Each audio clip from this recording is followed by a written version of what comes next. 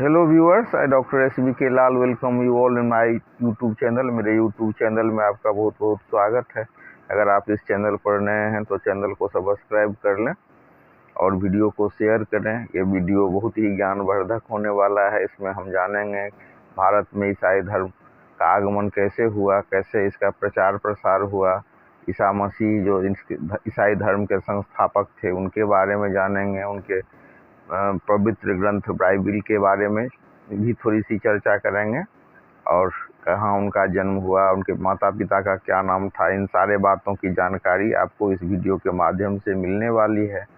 तो भारत में ईसाई धर्म की शुरुआत सबसे पहले केरल के तटीय नगर कारंगानूर से हुई। माना जाता है कि ईसा मसीह के 12 प्रमुख शिष्यों में से एक सेंट थॉमस 52 AD में केरल के कोडून गल्लूर आए थे। भारत आने के बाद सेंट थॉमस ने 7 चर्च बनाए थे। तो जो ईसा मसीह भगवान, जिनको हम सनातन धर्मी भगवान ईसा मसीह भी कहते हैं, तो उनके 12 प्रमुख शिष्य थे, जिसमें से एक शिष्य जो है सो उन बगावत पर उतर आया और उनका निंदा करने लगा। बाकी 11 ने ईसाई धर्म का प्रसार किया और उनमें काफ़ी आस्था दिखाई। तो ईसा मसीह के 12 प्रमुख शिष्यों में से एक हुए सेंट थॉमस, जो 52 AD में भारत आए थे। और भारत में कहाँ आए थे तो केरल के कोडून गल्लूर नामक जगह पर आए थे। और भारत आने के बाद सेंट थॉमस ने 7 चर्च बनाए। तो सबसे ज़्यादा अभी भी ईसाई लोग केरल में रहते हैं। ईसाई धर्म के संस्थापक ईसा मसीह थे। इनका प्रमुख धर्म ग्रंथ बाइबिल है। ईसा मसीह का जन्म यरूशलेम के निकट बेथलहम नामक स्थान पर हुआ था। ईसा मसीह के जन्म दिवस को क्रिसमस के रूप में मनाया जाता है। अब ईसा मसीह के माता का नाम मेरी और पिता का नाम जोसेफ है। ईसा मसीह ने अपने जीवन के प्रथम 30 वर्ष एक बढ़ई के रूप में बेथलहम के निकट नाजरत में बिताए थे। और जब सनातन धर्म के बहुत बड़े संत स्वामी विवेकानंद शिकागो में भाषण देने गए थे और चर्च में माँ मेरी के गोद में भगवान ईसा मसीह को देखा, तो उन्होंने कहा कि ये देश कैसे नहीं आगे बढ़ेगा जहाँ इतनी शक्ति पूजा हो। तो ईसाई लोग माँ मेरी को भी बहुत श्रद्धा के रूप में और बहुत प्यार से उनकी पूजा करते हैं। तो ईसा मसीह के जो प्रथम 2 शिष्य थे, एंड्रूस और पीटर, और ईसा मसीह को सूली पर रोमन गवर्नर पेंटियस ने चढ़ाया था। ईसा मसीह को 33 ईस्वी में सूली पर चढ़ाया गया था। तो वो जो सूली पर चढ़ाया गया था, जो क्रॉस चिन्ह पर, तो ईसाई धर्म का सबसे पवित्र चिन्ह क्रॉस है। और आप देख सकते हैं कि कितने जो ये क्रिश्चियन लोग होते हैं कितने बुद्धिमान होते हैं और अपने धार्मिक जो इनका क्रॉस है उसको कैसे फैशन बना दिया। लोग कैसे उसको लाइक करने लगे, कैसे अपनाने लगे।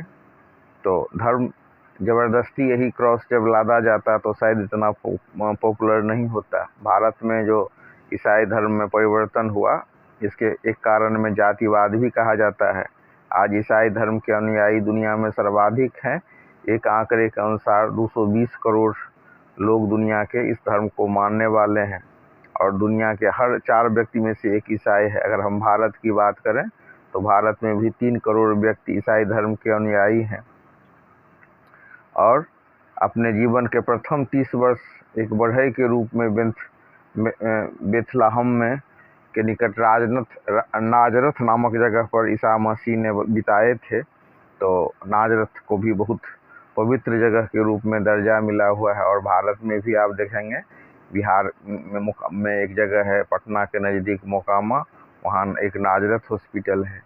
ये कटु सच्चाई है कि जितना बढ़िया इन ईसाई धर्मावलंबियों में सेवा की भावना होती है, जितना बढ़िया इन्होंने स्कूल खोला, जितना बढ़िया इन्होंने हॉस्पिटल बनाया, आज इतना दिन के बाद भी बहुत कम ही भारतीय हैं जो इतना बढ़िया स्कूल बना पाए हैं और इनमें सेवा की भावना इतनी ज़्यादा है, इसके सेवा भावना को अपनाया हो।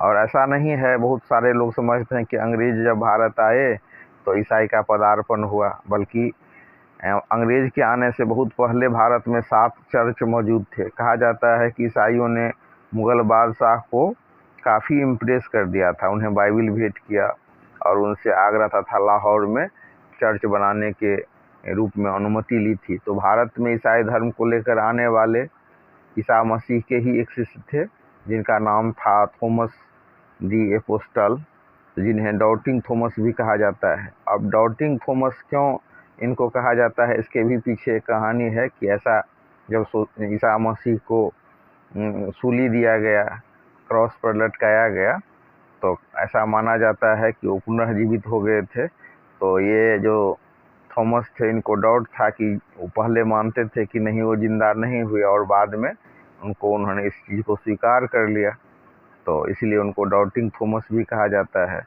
तो ईसा के 12 शिष्य थे, जिसमें से एक ने उन्हें धोखा दिया और बाकी 11 ने ईसाई धर्म का प्रचार किया था। तो थॉमस द एपोस्टल इन्हीं में से एक थे। थॉमस के कार्यों की चर्चा का वर्णन एक किताब में किया गया है, जिसका नाम है एक्ट ऑफ थॉमस। तो भारत में अगर हम बात करें तो ऊंची जाति से भी ईसाई लोग बने। पर्शिया, और एक ईसाई के ऐसे वर्ग हैं जो पर्शिया से हिंदुस्तान आने वाले ईसाई बने। फिर छोटी जाति से भी ईसाई बनने वाले लोग हुए, सो कॉल्ड छोटी जाति।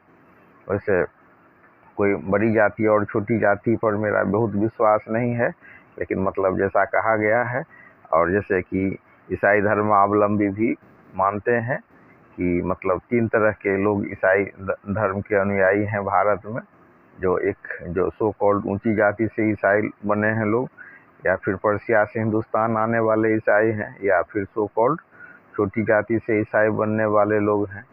और सबसे मज़ेदार बात है कि इतने दिन तक जो ईसाई रहे तो धर्म के नाम पर शायद ही कोई लड़ाई झगड़ा हुआ हो, लेकिन जब बाद में पुर्तगालियों का भारत में आगमन होता है तो कुछ संघर्ष, कुछ द्वंद्व, ये सब बढ़ता है। और देश में जो अभी चर्चा हो रही है अल्पसंख्यक पर जो नफरत या उनके साथ व्यवहार का या अच्छे व्यवहार का नहीं, तो उसमें अभी सबसे ज़्यादा जो दुर्व्यवहार अगर कहें तो क्रिश्चियन के साथ होता है। और क्रिश्चियन में से बहुत सारे क्रिश्चियन ऐसे हुए जो समावेशी धर्म के जो समावेशी स्वरूप को मानने वाले हैं। इसी में आप देखेंगे कि कई पादरी भारत आए और उन्होंने देखा, हिंदू धर्म के बारे में जाना और देखा कि कैसे जनेऊ रखने से लाभ है या टिकी रखने से, सिखा रखने से लाभ है, तो उन्होंने सिखा को भी अपनाया। और फिर धीरे धीरे उन्होंने आदिवासी समाज का अध्ययन किया, तो पादरी का धर्म छोड़ करके उन्होंने ट्राइबल महिला सबसे शादी भी की।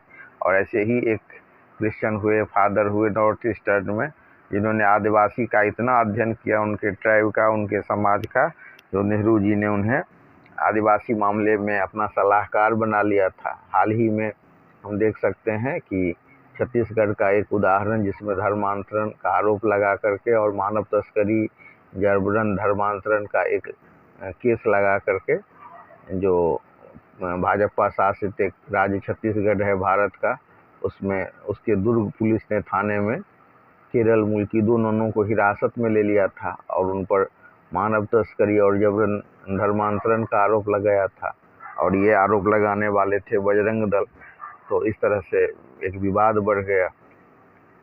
फिर विवाद तब ठंडा हुआ जब केरल के नेता ने अमित शाह से मदद मांगी, और फिर ये क्लियर हुआ कि वो महिलाएं निर्दोष हैं। ऐसे ही भारत में कुछ जो धर्मोन्मादी व्यक्ति हैं, वो उन्माद फैलाते रहते हैं। ऐसे ही में कभी कभी बहुत क्रूर घटना हो जाती है। 1999 में बजरंग दल के नेता दारा सिंह द्वारा मिशनरी ग्राहम स्टेन्स और उनके 2 बच्चों की बहुत बड़ी निर्मम हत्या कर दी गई जब वो सोए हुए थे कार में। तो इस तरह से ये सब ऐसी दुर्दांत घटनाएं घट जाती हैं। और पुलिस ने हाल ही में 80 वर्ष के फादर स्टेन स्वामी को नक्सलियों का हिमायती बताते हुए UAPA के तहत गिरफ्तार कर लिया था। अंततः अस्पताल में ही उनकी मौत तक हो गई। तो ये इन चीज़ों से बचना चाहिए, क्योंकि जो सेवा भाव है, धर्म भाव है, और भारत के अनेक ऐसे मंत्री हैं जो मिशनरी स्कूल में शिक्षित हुए हैं।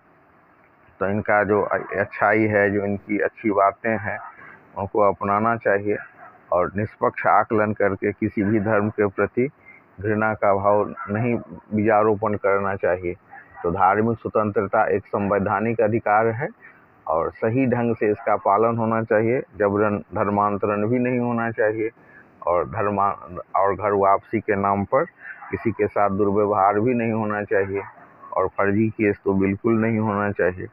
तो इस तरह से अगर मतलब सही ढंग से जो भगवान ईसा मसीह का जो है क्षमा भाव और सेवा भाव, इसको हम लोग देखें तो देश बहुत आगे बढ़ेगा। और स्वामी विवेकानंद ने कहा था कि माँ मेरी की जहाँ पूजा हो वो देश कैसे नहीं आगे बढ़े।